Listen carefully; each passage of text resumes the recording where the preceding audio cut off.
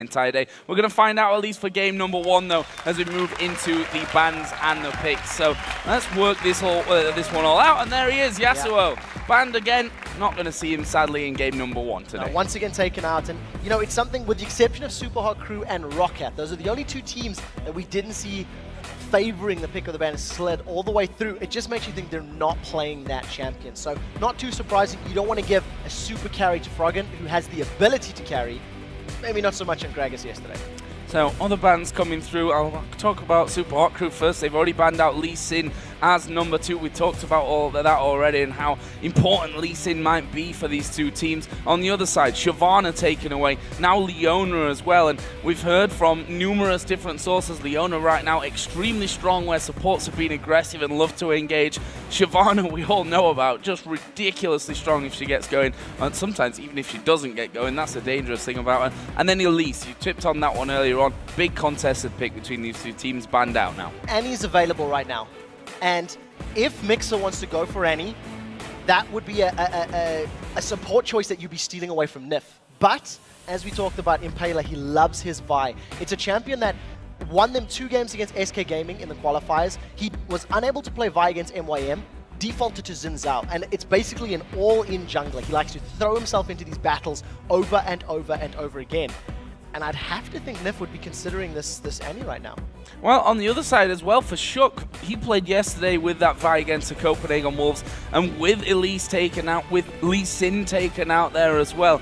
That means his options are going to be a little bit more limited. I'll be interested to see what Shook goes for there. Currently a Malzahar being hovered over by Alliance. I'm not falling for that one just yet though, Wicked. We'll leave that until it actually gets locked in the future. Malphite, however, would certainly be a lot more realistic from us, from them knowing what Wicked plays. And there's the Annie, as you mentioned as well. Yeah, small homage to Snoopy there, Jungle Malzahar being hinted at.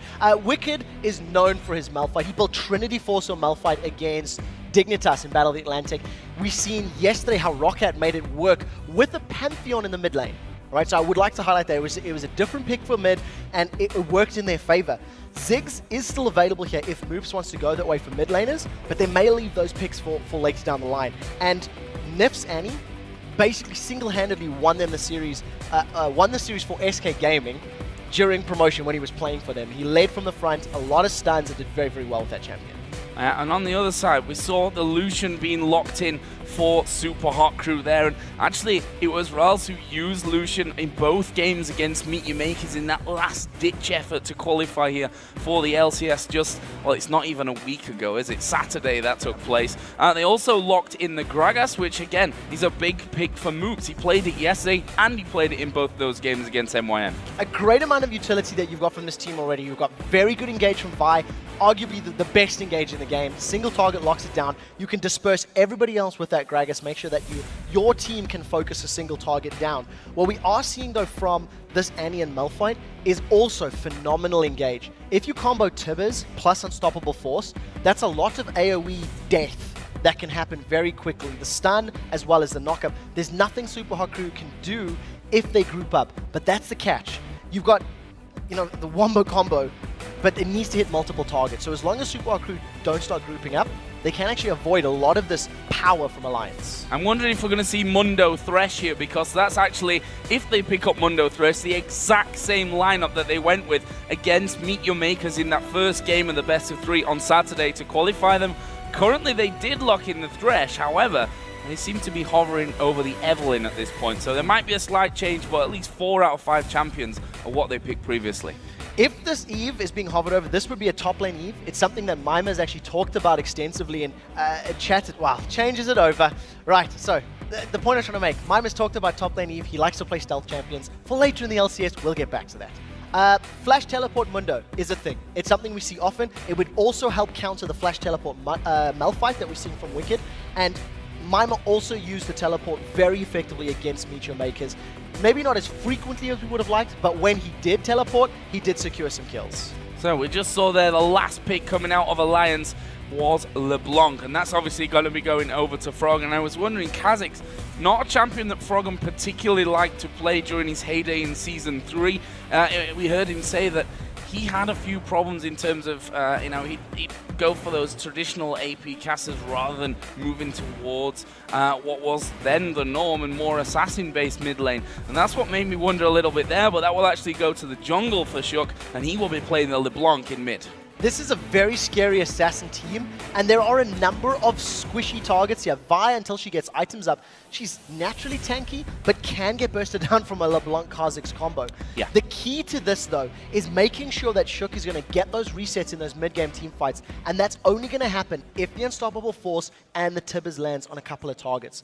If they don't burst targets down, the same thing is going to happen to Alliance, what happened to Gambit yesterday, where Alex ran LeBlanc in the mid lane, he couldn't burst people down, LeBlanc falls off if you can't insta-give somebody, and you don't have teamfight presence. Once you've blown all your spells and your cooldowns, you don't offer a whole lot as that champion. So this is quite a risky composition, and I think Alliance are maybe just relying on their ability to find these kills. So earlier on, just before we got into bans and picks, we talked about the fact that Alliance might need more time to work on the synergy to really feel it as a team, although Froggen has openly said that him and Shook have bonded really well and have been playing very good together in game. But this combination that they've gone for here requires them to be all on the same page. Definitely. What it also does, though, is in those 5v5 team fights, there's no room for error with this. You've got very squishy champions. Your Annie, your LeBlanc, your Malphite need to hit the same targets.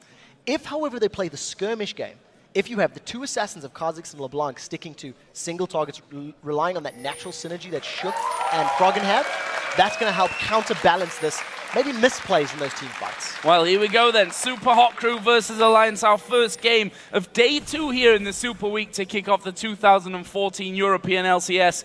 Who is going to be getting off to the dream start in this one? Again, level 1 we've been seeing, I think only one game we saw level 1 action actually, and that was of course Fnatic versus Gambit. Yeah, game 1 of the 2014 season, and it was basically because Gambit didn't ward behind them. They went for an invade, didn't have the information, and Fnatic surrounded them. Every other team has done this very passive start. It is still a little bit early, so if somebody was going to go for that delayed invade, you tend to only start positioning around 1.5 minutes or so. And as it stands right now, there's absolutely no inclination that that's going to be the case. Shook and Mima just trading a couple of love taps there.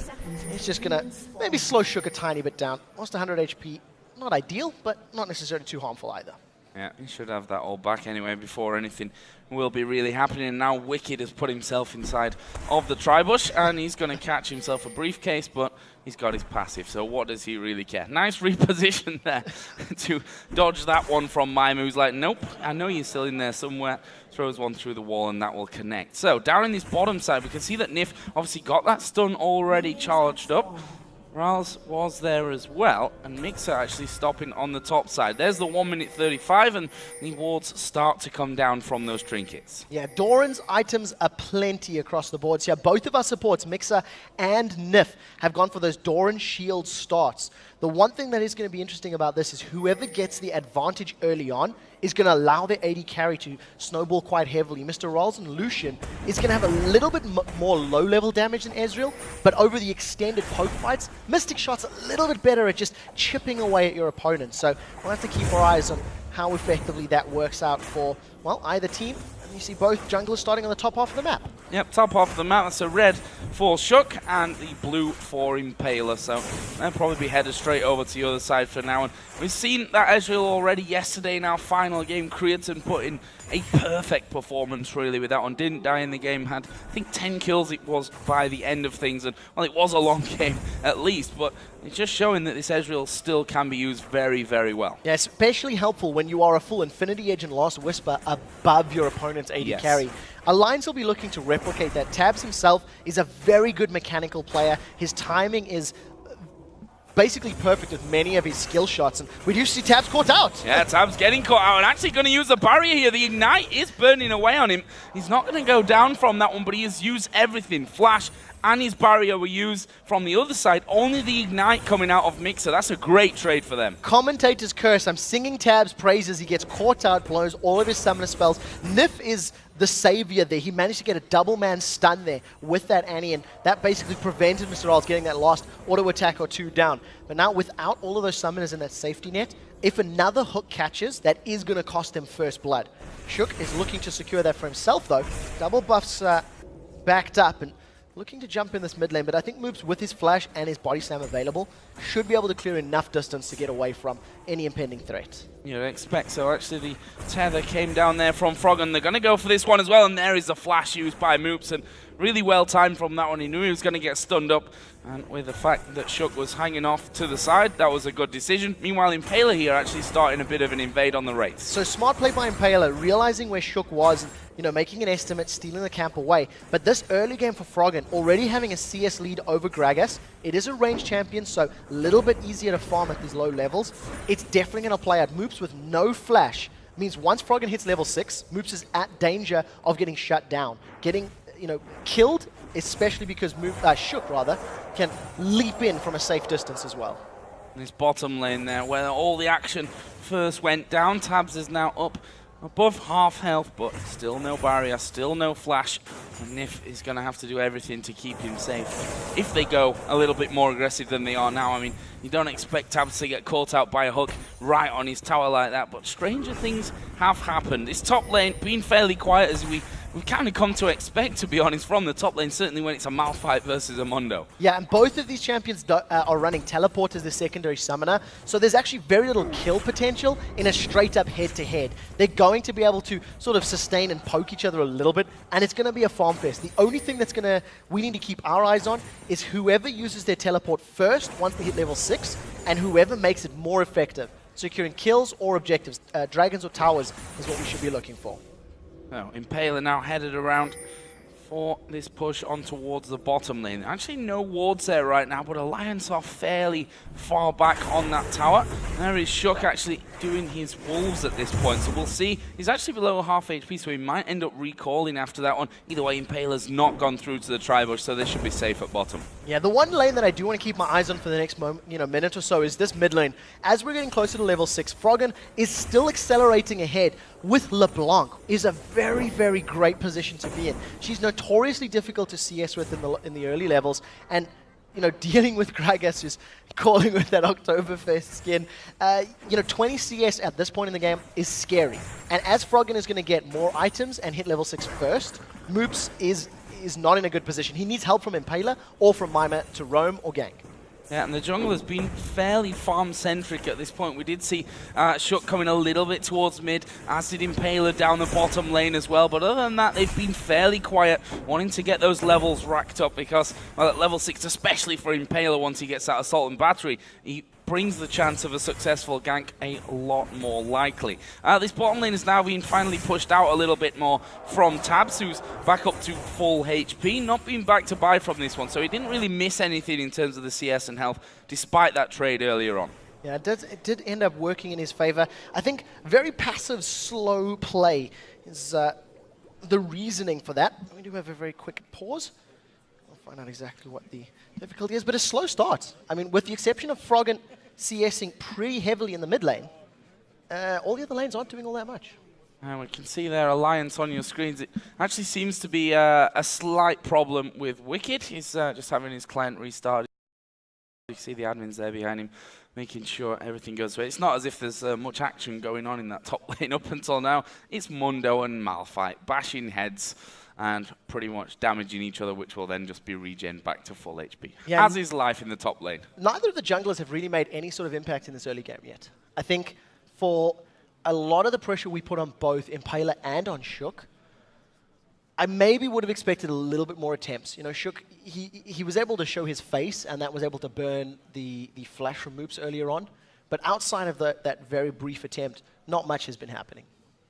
The Alliance looking pretty chilled right now, and they'll be wanting to. I mean, they're 0 for 2 in the LCS right now, and that's part of the focus that obviously is going on here. That they've had that time now overnight to sit down and say, "Look, guys, let's watch those games back. What went wrong for us? What went right for us as well?" Because now, as you said in the pre-game, there were just a few little missteps, misplays here and there, which, if they'd have gone right for them, might have changed the outcome of those games that they played yesterday. Supa Crew in a similar position, though, to be honest. They lost their first game against Roccat, and they'll want to bounce back. They're vastly different situations, and my thinking for this is Supa Crew tried a fast push strategy. They made a very clear, concise decision. We want to run Caitlyn, Nunu. They picked Nunu after Malphite had been locked in. One of the things that's makes it very difficult if you're running Nunu Kate is if anybody can get onto you quickly. And once Malphite was locked in, they still responded with Nunu. So they made it very clear, this was the strategy we want. They failed it, and now they have to go back to the drawing board. For a team like Alliance, they need to work on their decision-making, their in-game leadership. How do you teach somebody when to challenge Baron, when to pick a dragon fight, when to fall back to a tower? And I think it can only come with games. And games like this is where they have to start taking notes and applying what they learned yesterday. Oh, this is where they need to start picking up points as Moopsy are going to be in trouble. They're going to dive in. Is this first blood? Oh, great barrel! Shot goes down! First blood did go to Froggen there, though. His last tick took down Moops just in time, but credit to Moops there where it's due, picking up the kill as he goes down. Yeah, phenomenal barrel there from Moops' explosive cast, knocking Shook under the tower, taking more damage than he was anticipating, trading 1 for 1, and when you're 30 CS down, that kill is so useful. Allows him to pick up that Athene's Unholy Grail, return back to lane with double Dorans, got a little bit more HP to survive the burst, and importantly, the mana and the magic resist from that Chalice to once again sustain against this onslaught that Froggen is laying down. Incredible start to this one. As you said, a little bit slow from the get-go, but it's games like these that pick up pace so fast. And we'll be seeing that decision-making from Alliance in a little while, I'm sure, once teams start thinking about Dragon control. Here is the hook landing on towards Nif. He does have his stun charged up. That'll go on towards Riles, but they are going to go for Nif in this one. He's fallen very low. Riles going to dash in there. Flashes in as well, but he's gone away, and that could mean the death of Riles. Actually, a good play on towards Tabs there from Mixer. He's putting down a lot of damage of his own, and Alliance losing out on that bottom lane. Yeah, that last auto attack just not landing there from Mr. Riles. It looked like he actually even cancelled that one. Afraid of taking too much damage from the tower. Backs away, and again, Alliance come out behind Mr. Riles and Mixer. It is affecting the CS. There's already a 15 deficit, and that's the second all-in that we've seen from Mr. Riles and from Mixer that has given them a lead. They need to start snowballing it now to denying CS to Tabs. You can see the minion wave against the tower, and then applying damage to the Alliance tower themselves. Yeah, done it perfectly there, did Supa Hot Crew's bottom lane, pushing that up onto the wave, onto the tower, there we go, I'll get my words out eventually, and just denying that completely, sets him even further behind, and gives the chance for Riles to pick himself up a BF sword and a longsword to come back into this lane, which is going to be a little bit painful for Tabs at the start. He's got himself a Cutlass. Now that Cutlass is purely compositional, based on your opponents, that you've got the Vi and the Dr. Mundo who are going to be throwing themselves at you. Once that gets upgraded to the Blade of the Rune King, it really gives Ezreal even more kiting power.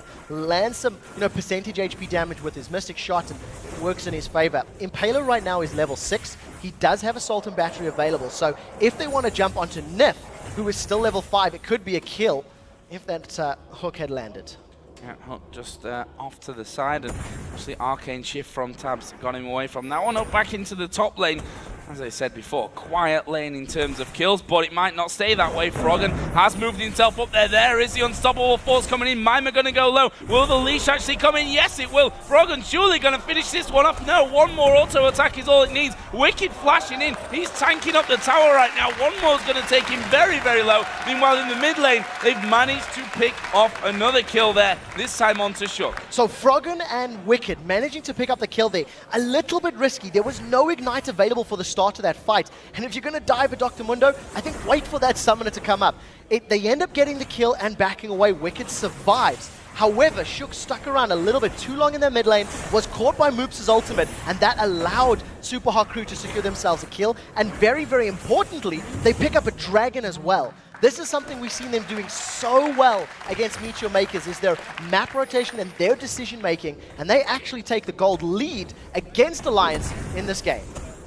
I want to see how Moops really develops in this game, though. That 2-1-0 that is now sat will be a really welcome sign for him. Obviously, close to 30 CS behind in this lane against Froggen's LeBlanc, and if anyone knows how to farm in that mid lane, it certainly would be Froggen. So probably not to be too far unexpected. Let's see that kill in mid again. Yeah, I mean, Shook trying to trade with the level 8 Gragas. Gets caught by the full combo. And yeah, there's a couple of flashes burned, but I really don't feel like Shook should have picked that battle. It was against the mid laner, that had his ultimate available, had his full combo of spells, and unfortunately for Shook, he pays the price. Froggen has just hit 100 CS. Rawl's going to be doing a similar thing in a second. And Wicked's not far behind either, with the makings of that Trinity Force already done here. Phage and Sheen both being collected by him. Now, once that Trinity Force is completed, it's going to make Mimer's defensive decision-making a little more difficult because you've got a good mixture of magic damage, you've got Sheen procs, you've got physical damage. It's a full combo that you have to deal with, and it actually synergizes with Malphite's kit very, very well. He does have the ability to land some splash damage on minions, which makes him a pretty powerful split pusher, and with Teleport, he can join a fight. Now, we are noticing Impaler sneaking his way up to this top lane. Assault and Battery is available. You can see Mimer trading with Wicked. This could be the start of the fight. If Wicked picks it, we are going to see Impaler coming in. Right, Impaler standing at the back though, and the ultimate coming out of Mimer there, but Impaler has now been able to sneak up onto this top side. Mimer at full HP. Are they going to be able to take Wicked down? Here comes the Assault and Battery. Mimer going to get in on top of him. Is he going to use that unstoppable force to get away? Yes, he is, onto the tower. Wicked survives. Very smart play there. The burst that's come, there's no burst damage from Super Hot Crew, so they can't shut Wicked down super quickly. He's just going to use that cooldown, gets out nice and safely, no death, and he still has a nice sizable CS lead. So we still haven't used seen those teleports being used, and I think this is the time it's going to start becoming apparent. Once the dragon respawns in about 3 or 4 minutes time, we'll most likely see Mimer and Wicked needing to position or teleport for those fights. And this bottom lane, despite, if you look at the scoreboard, relatively low kill scores between them. There's been a lot of action going on down there. The Lion's forced out a couple of times, and we can see that Froggen is actually walking his way down towards there. But after that last dragon, they put a lot of wards in position, did Super Hot Crew, and they've got full vision of that bottom river. Yeah, very good vision control here from Super Hot Crew to allow themselves to back away in the bottom lane. They are slacking a little bit in the top half of the map, but they're anticipating Shook to come through the tri-bush. It's the only portion of the map that is warded there for Mimer. And of course, with his Sadism ultimate, he should be able to get away from the burst. There's a lot that can come down from Malphite and Kha'Zix, but he's playing a little bit risky there. Right, up in the lane. Meanwhile, Froggen now coming back over, and barrels from Moops finally starting to hurt now that Athene's Unholy Grail has been finished off for him. He's just less than 20 CS behind here, so actually has caught up a little bit from what the totals were just earlier on. And Froggen again takes a big hit, just trying to pick up that last minion of the wave before actually backing away to what looks like a blue buff pickup for him. Shook had already got that one started off. Now, with Froggen backs off, he should have enough gold to pick himself up a Deathfire Grasp here. And ironically, with Moops being shut down fairly strong in the early game, he actually finishes his first sort of big ticket item with that Athene's Unholy Grail. So it's allowing him the ability to push this lane down. And you can see Froggen, he's not given a chance to back away. Gragas at this point can clear waves much faster, to keep the minions pushing against the Alliance's tower, and that is forcing Froggen to either lose the CS, or, in this case, lose a lot of HP on that mid turret. Got less than 2 minutes until the second dragon of the game is going to be coming up here as well. Of course, number one did go over to the Super Hot Crew, and Impaler's already started to get up into the enemy jungle, get some deeper wards in there so that they've got full vision control. Again, though, just to touch on those teleports not really being used that much to come in, and we should be seeing them when it comes to Dragon time. Yeah, I think Dragon's definitely going to be the point to use those abilities. And in terms of the Dragon fight that is potentially, impending right now, with Moops and Mr. Rolls having their Athenes and the Bloodthirster completed, they've already hit a power spike that Alliance doesn't necessarily have an answer for. Yes, they do have a Deathfire Grasp LeBlanc, so if Mr. Rolls is overextended or Moops is overextended, they could get burst down. The key to this dragon fight for me is going to be Wicked's Triforce Malphite. If he gets a very good unstoppable force, 2 or 3 key targets, that could be all the time that Alliance need, because at this stage in the game, there's not a lot of tankiness. You've got a Sunfire Cape and a Spirit of the Ancient Golem as basically your only tank items here from Super Hot Crew, and there's nothing on the side of Alliance. They're basically all damage. Spirit of the Elder Lizard from Shook, he's going all in for that DPS. And that's an interesting thing to figure as well, that Mimer has no way of stopping Wicked's teleport at this point. Not true the other side around, but if you use the Unstoppable Force to stop Mimer going down, that means there's no Unstoppable Force for a team fight that might happen down in this Dragon area. And I think at this point of the game where they are behind, they're going to have that there. Yeah, that's definitely the case. And what you actually seen in that little mid lane setup now, because of the dashes that you've got from LeBlanc, from Wicked's Malphite in his ultimate, as well as Shook on Kha'Zix, they can actually dive walls and dive under towers, get kills and back away quite quickly. So they were trying to set something up. 4 out of 5 members of Alliance have the ability to sort of blink over walls, so to speak, or cross those distances. So it's something we've also got to be aware of. Pulling the trigger, somebody could die very quickly. And I think this Dragon may just be giving up for free here. Froggen has wandered off towards the top lane. Wicked will finally come down, but it's going down really quickly here. Looks good for the Super Hot Crew. It's gone. It's gone, that one. And it's picked up again. Second Dragon in a row for Super Hot Crew. They've got 4 men down here, and really Alliance had no answer for that one. Absolutely none. I doubt whether they even had the time on that Dragon. You had a collection of 3 members from Alliance in the mid lane. I had assumed they were going to go down to Dragon to challenge for it. And the moment Shook showed his face in the top lane to defend the tower and clear the wave, Super Hot Crew said, their jungler's not there, we have Gragas and a Smite, go for Dragon. Even if they challenge, we've got the advantage in that battle, and they extend their gold lead 1,500. Alliance need to be a little careful because they're giving away some pretty big objectives without any contest. You see that Froggen is once again headed up towards his top lane. He managed to get a kill here earlier on, but Mima is now much tankier, and the Super Hot Crew are actually headed up towards this one to prevent that gank from happening. But, well, I'll take that one straight back with a DFG, and that's a lot of burst. But Froggen second the turret. There's a barrel. Wicked not going to have tower aggro. Then he finally will. Moops tries to body slam into him. The barrel will land as well, but Malphite walks away.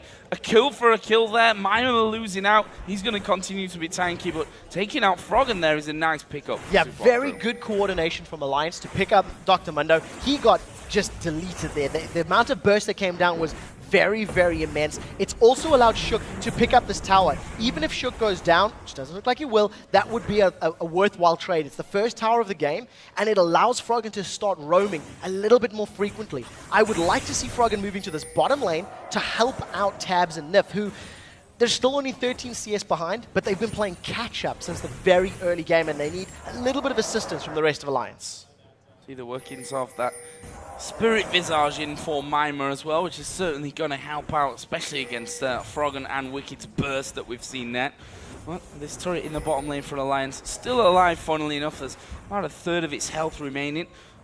And it looks like Super Hot Crew's bottom lane hanging around here, but we're thinking about recalling. They see Froggen stood on top of a ward, and that's not something they can contest with it all here. No, definitely not. Great ward as well. The moment Froggen was killed in the top lane, Mixer actually moved from the lane to the river, placed a ward just in front of that tri-bush, almost anticipating the move down to the bottom lane. And it reveals Froggen. Immediately, Mr. Riles and Mixer back off. They put another ward in the river to, prevent anybody surprising them. And even though the pink was used there from Nif, it's very good decision-making from Mr. Riles and Mixer. They're setting themselves up very, very nicely in these opening 20 minutes. So where are the next plays going to come down? Blue buff is up over on the Alliance side. Froggen has already thought about moving down there, but sees that his jungler actually has just finished off red, and Shook will be coming out of the base here with an extra pickaxe added into his arsenal. Red did go over to Impaler a little bit earlier on as well, so red buffs both in the hands of the junglers. We can see that Vi is actually coming towards mid. Well, we'll see how she makes this one work. Does have Assault and Battery. Without having Distortion available, Froggen could be at risk of getting caught out. I think Moob's just not baiting that one out well enough. In terms of the itemization, still no GP10s. As I said, the GP10 just picked up the Mixer, very, very late in the game, 20 minutes down, but we're seeing a Haunting Guise here for Nif's Annie. No boots either. So he's content to sit on this tower, content to let Tabs to farm up, and waiting to try get some of that burst, and hopefully, with the help of Shook or Froggen, that's going to be enough burst to pick up kills. Yeah, I think that Coin obviously coming in so late into the game, more about what he builds into. The talisman by the end, obviously give them that movement speed and get Mundo at the front, get Vi in there as they going on towards Tab. That's a ton of damage. Flash is coming back and Shook is there. Well, here is Impaler on the bottom side as well. The culling does come out, and both teams coming away losing no men. Not yet, but now Mima, ooh, that's a lot of damage from Froggen, and a lot of summoner spells burning their bottom lane. Both of the duos burning their flashes and barriers, only an Ignite sitting on Nif, and I actually think Tabs may have tried to bait that hook out. I think he wanted to get caught and then got surprised by the amount of burst that went down. We do see now Shook and LeBlanc coming in on Moops. Oh, he could be in trouble here. And by could, I mean he definitely is from this one. He's going to try and head north, but that won't get him away from things. It's actually going to be a kill and a turret there coming in the bottom lane. So a kill secured for for Alliance, but a tower secured for Super Hot Crew. I think that works out in favor of Super Hot Crew. They've alleviated that objective now from Alliance, and it's going to allow Mr. Rolls and Mixer, I think, to start roaming. You can see the play that Alliance wants to make. They want Shook and Froggen moving around the map. They want to look for an opportunity where they can fight a 2v2, 3v3, win with a kill very quickly, and then push a lane out. With Dragon up in 1 minute, I think they'd have to roam bottom now. I think they have to apply some pressure, get vision control, and challenge for this Dragon. They can't give up a third one in a row. Well, Nif has already started to get the vision down there on that side. The Trinity Force is already complete as well for Tab, so that makes him feel a little bit more comfortable once these fights come around. The top laners do both have their teleport ready as well, so they'll be able to get involved when that Dragon comes up in 40 seconds time. The one thing we are noticing once again with regards to builds is just the very early Void Staff here from Froggen. There's not a huge amount of magic resist on the side of Super Hot Crew, so that's going to amplify his damage even more against these squishies. He may have even avoided the Ring of Wards. A great lantern there for a Mixer, just revealing his position. I mean, Froggen had snuck himself in. He'd avoided the pink ward behind the Dragon Pit. Super Hot Crew just responded to that just on a gut feel. Mixer saying, hang on a minute. We haven't seen LeBlanc, and a very good lantern. Yep. Making sure that they don't get caught out by that one. If you look at the gold, it's not really much of a difference between them. About 200 it's sat up right now. We've seen already Wicked come down towards this middle lane. So it seems like Alliance wants a challenge for this Dragon. That will be started off already. Yeah, they've got better positioning as well because Wicked's here without needing to use the teleport. I don't know if Super Hot Crew can challenge without maybe trying to steal, and they're not going to work. Impaler's actually inside of the Dragon Pit there. He has to flash away from it. In the meantime, Mima takes down the top turret at the same time. Now, Alliance need to make a decision and react to this. Wicked could teleport top to defend, or they could try to a 5-man on the tower. They've caught Impaler. Caught Impaler out, but Froggen actually missing the leash from that one. They've got positional advantage here, though, and they're going towards Mixer. There goes Tibbets. Mixer falling low. Cullen actually coming out, but Mima is there now. The jump actually will get Shook the kill, and they can keep going for this one. Actually, it looks like they want to keep them away more from that mid lane to get the push in. This is a smarter option indeed. If Alliance can get the tower, that's what counts. Mima is about to run out of his ultimate, is still very tanky and scary, and even with that kill, Alliance need to back away. The threats are Moops and Mr. Rolls, and they weren't able to shut them down. But a nice win, considering Super Hot Crew initiated. They burned the teleport for that, and Wicked still has his available. Yep, and this tower, they need to protect this one though, Alliance. They can't afford to just back straight off from this. Moops is able to keep them fairly far away from it. And we can see that the bottom lane is actually pushed heavily as well on that inner turret. Yeah, Alliance needs to send somebody there to respond to it, or try to wait for Tabs' True Shot Barrage. Allow that to try and push out the minions. Wicked has already taken the duty of defending the top, and ironically, after the fight, after Alliance trying to push mid, they lose their own mid-outer turret. And that's definitely not something you want to be seeing. Maybe they just didn't anticipate it. They weren't expecting Super Hot Crew to jump on them. You see Impaler, Salt and Battery's available. He's going in. Yeah, going in there on towards Froggen, who may be in trouble. He's already used his movement, and that is not going to be him getting away. His Moops actually finished it off from the backside. And that is another kill for Moops. 4-2-0 with the death cap done now. Very patient play from Super Hot Crew. They sat themselves in the bush. They've waited for somebody to go past. Now they keep the 5-man push on. They're going to take this turret. There's only 2 members of Alliance there. Tabs has only just recalled. And Super Hot Crew secure their 4th tower of the game and give themselves... It's only 1,000 gold, which is something that's good for Alliance. But the map control sits with Super Hot Crew. Yeah, 4-2. There's a big wave for the taking on that top lane as well here on the Super Hot Crew's inner turret. But the bottom lane remains completely intact. The mid lane being stripped open, of course, from Alliance's side of things. And this gold keeps swinging around. That last Dragon fight brought it back towards Alliance. Super Hot Crew with that push back there, bringing it in their favor. You have to wonder where the next swing's going to come in. Yeah, this is a very good decision now, realizing their minion wave is pushing down to the bottom, thanks to Wicked actually, Tabs rather, defending it a little bit earlier. But they've got to be a little careful. The two carries, if they catch Shook, Shook could be killed. Explosive Cask is available right now. They're going to throw it in. Here we go, Moop's coming out there. He's actually saving it off from this one. There's a lot of damage from the rest of the team. The culling comes through the wall. Moop's actually going in, and Wicked uses the Unstoppable Force to get out to Dragon. Unstoppable Force and Flash used defensively just to get out. Moop's being a little bit hesitant there. If it maybe got the damage down with the Explosive Cost, could have picked themselves up yet another kill. But Super Hot Crew are reading and reacting to Alliance's play perfectly. They always seem to be in the right place. They always seem to take advantage when Alliance are caught out. And that's why they've got this extra tower lead right now. But will they be able to last it and push through for it? That's the difficult thing in this scenario against players like, well, I'm just going to say Froggen and Wicked, because they've been in a scenario where they've been behind and had to defend so many times that you can't really count that. And we also saw them yesterday, risky Baron plays. Will that kind of thing come into play here again? Well, one of the things that is quite different between that game and this game now is the factor of Ziggs. When you think about Ziggs as a defender, it's something Deficio's been talking about extensively. He's basically the new Anivia because he can stall games out, clears waves very quickly. Millennium had the problem against SK. They couldn't get through Jez's Ziggs. As I'm waffling, Shook, I thought Impaler was going to go in there, just clearing the golems. We'll finish the story in a second. Shook has been sitting in this bush for a long time. Yeah, a very long time. Maybe trying to bait them out to have a go at Froggen. Just wait for them to go a little bit too far on that bottom lane.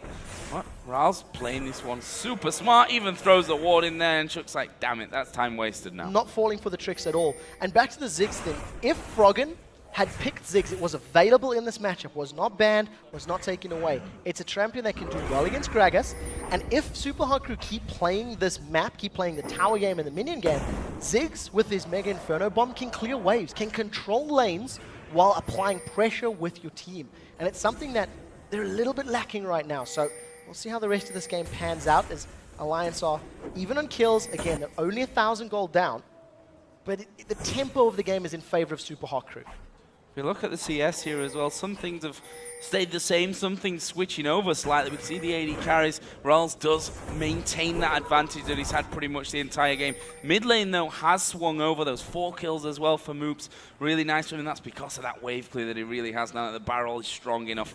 He's got himself an extra blasting one in there as well. Both AD carries have the Trinity Force finished, and that Blade of the Ruined King for the extra kite ability that we talked about earlier on is in for Tabs as well. And we see that we've already started to have a lot of movement around Baron. There's pink wards in there that'll start to be cleared out a couple of times. Actually, teleport coming down. Wicked might get caught out of this one. He will actually go away. Use of the Unstoppable Force, though, and that's not what they need. Not right now. The thing is, Alliance are still setting up to pick a fight here. There's no Unstoppable, so if Froggen doesn't kill somebody very quickly, this could turn bad. Froggen is caught on the opposite side of his team. The rest of Super Hot Crew, I think they realize it, and they're going to start the siege up. They've got a lot of very good poke, and if anyone gets caught by that hook, you can expect Bio Dr. Mundo to go under the tower. Oh, the culling coming out. Didn't do any killing, though. Shook managed to get himself out of range of that one. And in the end, the wave will be cleared. There was the hook coming out. Shook just sidestepping that one. And they have to wait here, because if they get into a fight without Unstoppable Force, you have to feel that Super Hot Crew are going to have not just the advantage, but quite a large one. Yeah, definitely the case. I think for Alliance's combination to work, they need to stun and hold in place multiple members so that Kha'Zix and LeBlanc have the time to kill them. There's 2 things I want to touch on in the items. Is we have 3 sweeping lenses on the side of Alliance and an Atma's Impaler that has been picked up by Wicked. He's really committing to this mixed damage type of build. Atma's Impaler is going to give you a decent chunk of AD based on your total health. You do see now Froggen caught out. He goes on Impaler, doesn't catch him though. Impaler's gone very deep from this one. Actually, he's going to come over with a lantern into the rest of the team. There's a barrel right down the middle. Shook is going to fall. That's 1 kill apiece right now though. Rawls is actually chasing down on towards Nif on the bottom side. That should be a kill for him. Will get it actually finished off. 2 kills now. Can they chase in? Wicked, he's got his unstoppable force. He will go in there with that one. Moop's coming back into the fight. Wicked is still alive, but incredibly low. Mr. Ross picks up himself a 3rd kill of it, and that will be a 3 for 2 for Super Hot Crew. But will they go back now towards Baron? This is the exact person we were talking about in the pregame. We wanted to see Mr. Rolls in a position where you can get fed and make an impact in the game. 3 kills in that team fight because Alliance were out of position. They were a little bit spread throughout the jungle. The chain did not catch on Impaler from LeBlanc. He threw it out and it didn't connect. This is the exact moment I'm talking about. If that burst had landed onto Impaler, it would have been a little bit of a silence, more damage, and maybe could have got an earlier reset for Shook. Shook in between 4 members of Super Hot Crew, you're not going to be able to survive that. It's basically just cleanup. Super Hot Crew have got more members here. They're tight and knit. They can stick to single targets, and they just shut them down. Good effort by Wicked to at least pick up a kill on the way out. But fact of the matter is, Alliance should not have started that fight unless they were all together and could kill that target. The fact that Shook jumped in after Impaler was still alive, it was questionable. I think they should have backed away. And we are 30 minutes into the game now, so let's take stock of things overall. 8-7 in kills, 4-3 in turrets. Close on that front, but the gold, currently a 3,000 advantage for the Super Hot Crew. We can see that they've started off Baron Nashor, but the wards put in by Wicked at the back will signal an instant retreat. Yeah, he just got his unstoppable force available as well if they wanted to use it. Once again, Alliance is split up. Wicked's been caught! He's been caught, and that unstoppable force finally coming back off cooldown. He actually flashes out of range, comes back in. Here comes Shook as well, diving across, but the barrel pins him to the wall. Tabs is at the back as well, but Mima is regenning like no tomorrow. There was the active use from the Blade of the Ruined King, but Nif will fall, and they could keep going from this one as well. Tabs does manage to get away, but how far away as a briefcase lands? Triple kill again for Mr. Rawls, and that's 4 men down on Alliance's side. Back-to-back triple kill. Super Hot Crew thinking about chasing Froggen, realizing we've got tanks and there's an exposed inhibitor turret. They're going to pick up their 5th tower of the game, and they're going to grab the inhibitor. Froggen gets out, but he can't even kill Mixer. If a LeBlanc is unable to kill a support at this stage in the game,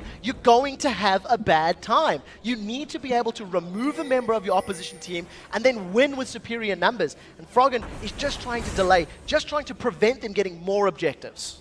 Yeah, and you see they're a little bit scared of backing off towards that Baron. As they were pushing in, there was 20 seconds on the spawn timer.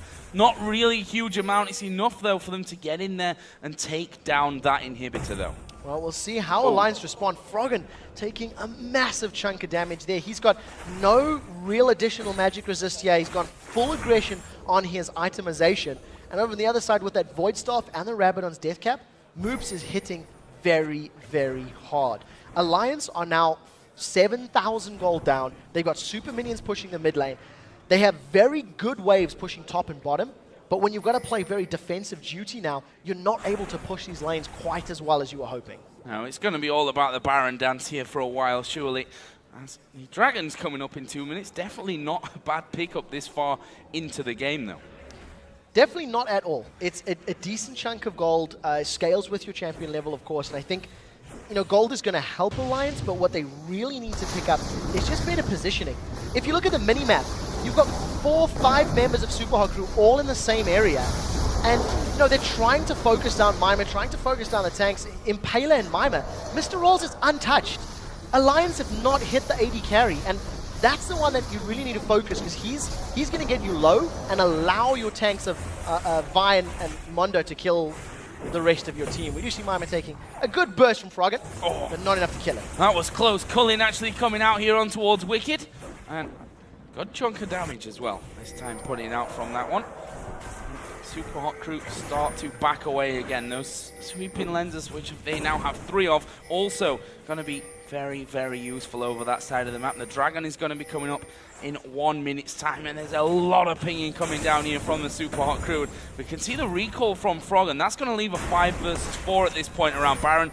Super Hot Crew are going in for it. Yeah, Super Hot Crew are confident that they've got control of the vision right now. They've also got a lot of burst. With the Vi, with Smite, as well as the Gragas combo, they can knock Alliance away, or they can use the Gragas combo to help secure Baron. Baron's getting low, and that's the Gragas ulti. Yeah, the zoning potential coming in there is Wicked diving down, but Baron goes over to the Supa Hot crew. Mixer's gonna fall, but Assault and Battery comes in towards Shook. Impaler falls. There's a mid-air kill for Rals, and he may just clean up from this one. Does get stunned in the end. They're Froggen over the back. They've picked up Gragas as well, but Mime are gonna be hammering away on the AD carry in the mid laner. He's not taken much damage at all, and he can stick to them like no tomorrow if these briefcases continue to land. He's gonna keep them away from things. Rals on the top side, pushing the minions through. This is the best decision for Supa Hot crew. Get the super minions up to the Nexus turrets because they cannot compete with Mr. Roll's damage right now. A very good reactive fight once Alliance lost the initial engage, because with LeBlanc and Ezreal jumping over walls,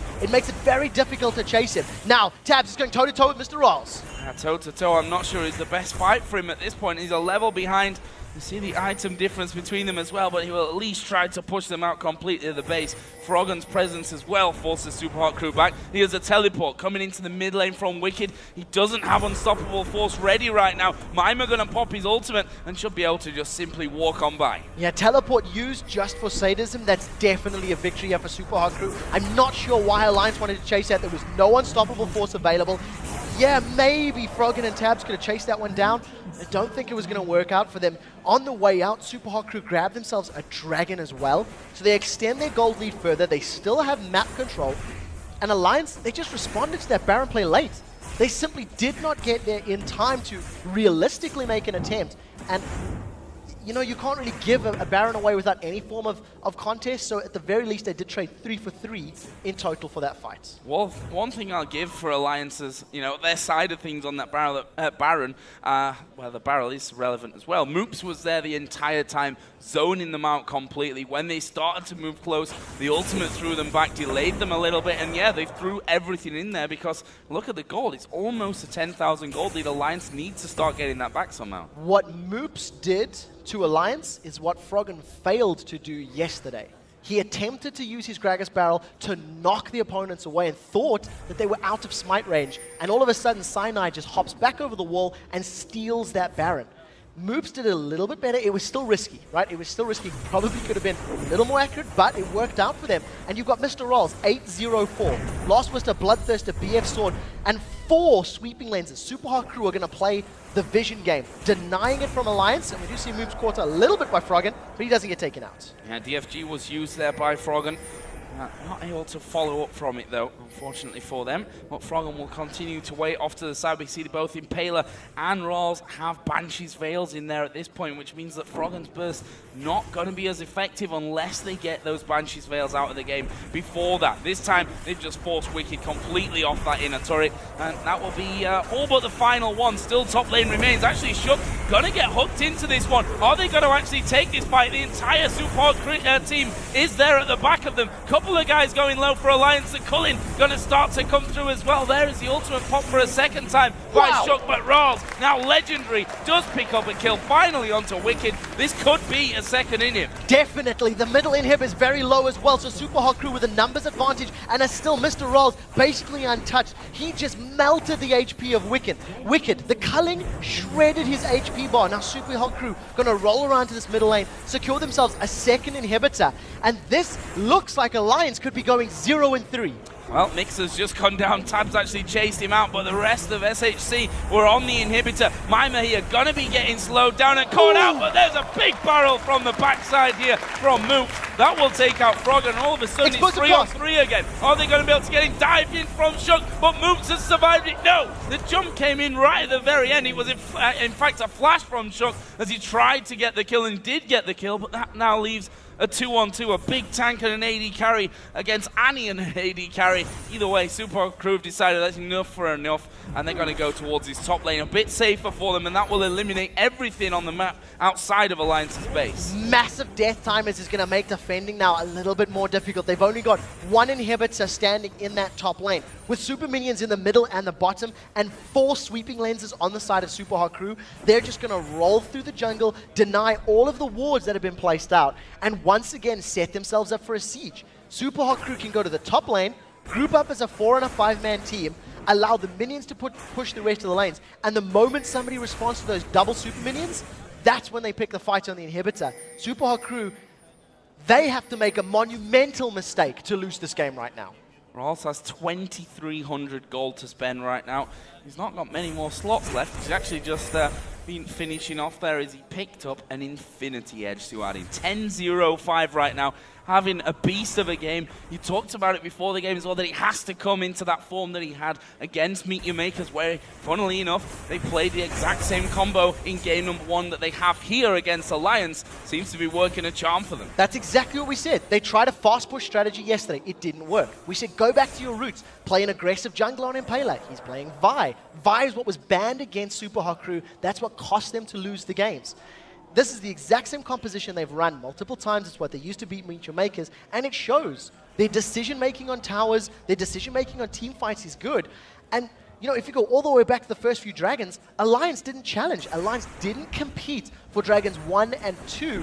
I think number 3 as well. Wicked recalls from the bottom lane, and as we talked about, Supa Hot Crew now with a 5-man stack, going to wait for those super minions to do the work for them. They're just going to stall out here on top for as long as possible. And how do you really hold out on this one? You're going to have everything being thrown through onto those barrels, the cleavers. You're going to have Lucian hammering away as well. It's hard to stand on this turret and avoid all the damage that can be thrown in here by the Supa Hot Crew. Right now, the minions do start to push through. I mean, they've got a bit of poke back for themselves here. Tabs in particular, who's definitely hitting pretty hard at this point. But can they sustain that defense? Once again, I want to reiterate, if Ziggs had been here defending, the wave clear would have been stronger. There's not a lot of wave clear from Alliance. You can see Supa Hot Crew just getting auto-attack after auto-attack. They're relying on the missiles from Ziggs, as well as some of the respective splash damage from the rest of the team. Look at the mini-map. There is an immense number of super minions pushing this bottom lane. And Supa Hot Crew, if there was a time to fight, it should be now. This is when they need to pull the trigger and go in. It is decision time here, surely, for Alliance.